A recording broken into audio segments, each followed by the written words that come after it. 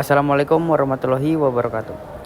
Perkenalkan, nama saya Ahmad Alin Aurel dari kelas 10 TAB 1. Di sini saya akan menjelaskan materi tentang contamination control.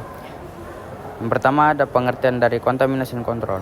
Contamination control merupakan program pengontrolan masuknya kontaminan ke sistem yang harus dimengerti, disadari dan diterapkan oleh dealer, factory, and customer untuk menjaga agar produk Caterpillar mempunyai ketangguhan dan dapat menghasilkan nilai tambah dan keuntungan sebesar-besarnya bagi pengguna. Ada juga jenis-jenis contamination control. Pertama, partikel yang terdiri dari kotoran, partikel bekas proses pengelasan, cat, serpihan atau lembaran plastik, partikel akibat kausan logam, debu rokok, gemuk, materi yang timbul dari oksidasi oli. Ada juga dari kimiawi, ada panas, air, dan udara. Alat-alat contamination control yang pertama ada fluid recovery unit. Fungsinya digunakan untuk menyimpan oli sekaligus menyaring. Cara penggunaan alat ini dapat dilihat pada tool operating unit using fluid recovery unit. Kedua, kidney loop.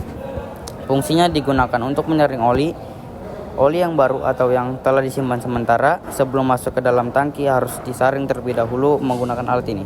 Kidney loop digunakan juga untuk memflashing oli yang ada di tangki. Ketiga, barrel cover. Fungsinya untuk menutup ujung drum agar tidak terjadi kontaminan dan menumpuknya debu di permukaan atas drum. Yang keempat ada hose cleaner.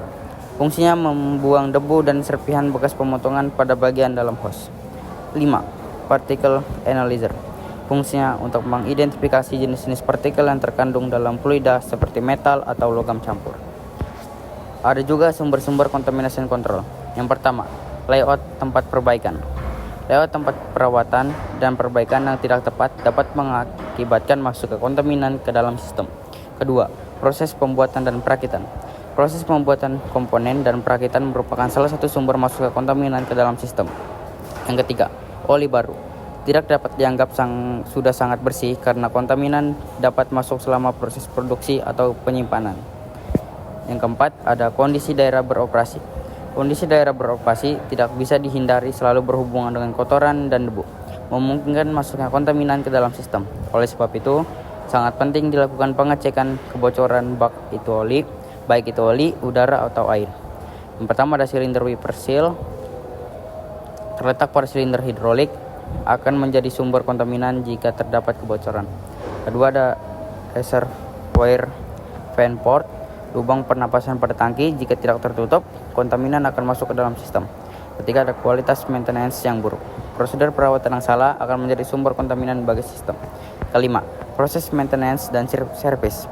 Proses maintenance dan service yang mengakibatkan faktor kebersihan dan dilakukan di tempat yang tidak sesuai dapat menimbulkan masuknya kontaminan ke dalam sistem.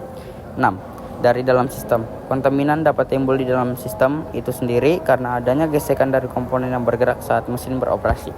Ada juga contoh-contoh kontaminan kontrol yang buruk di bengkel, seperti komponen terjadi wrapping, tumpahan oli